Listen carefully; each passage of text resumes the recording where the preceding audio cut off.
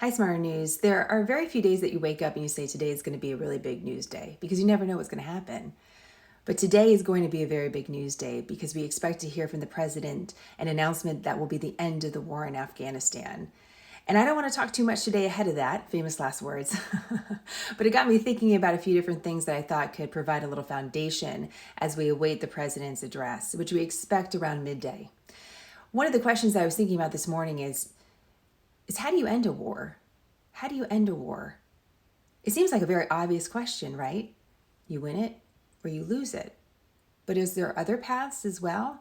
Which then got me to think, well, how do you start a war? And that led me to retrace my steps a little bit.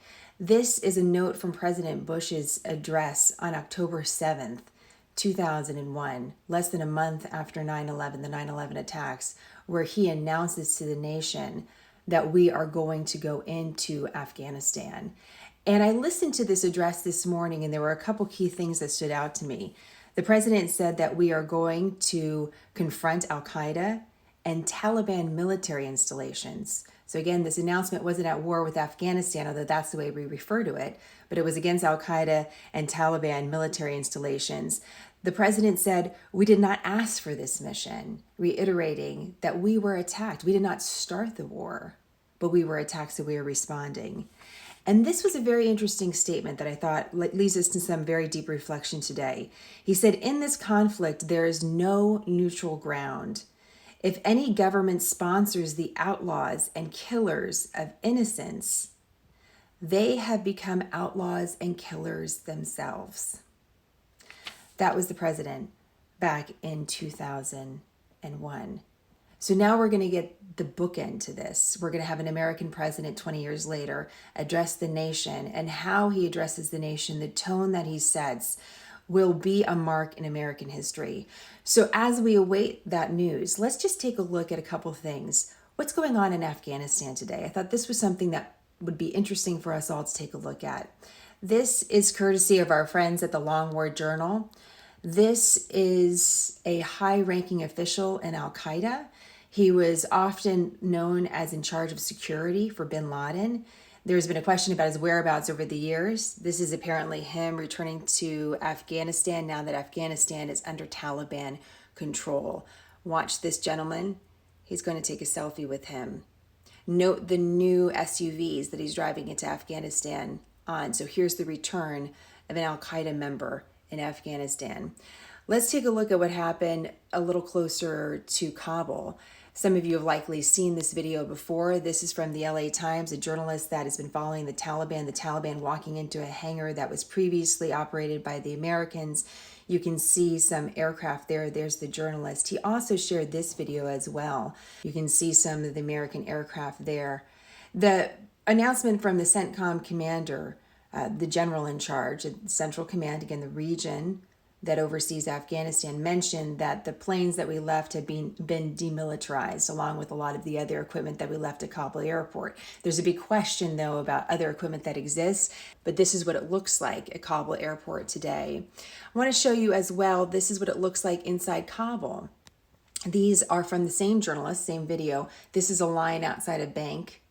As people are lining up, the Americans now have officially left the country, and there's a question about the economy ahead. And this is something that the Taliban is dealing with. This is a meeting that the Taliban held where they're talking about the future of Afghanistan and security there. Obviously, the big story has been what are the Americans that have been left behind?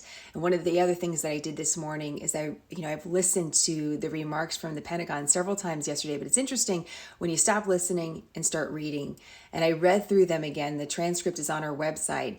But we rescued essentially 1,000+ Americans with special operation forces over the last several weeks. So yes, we've been talking about Americans getting to the airport and getting out and being evacuated, but that was actually noted in the briefing yesterday, along with helicopter evacuations.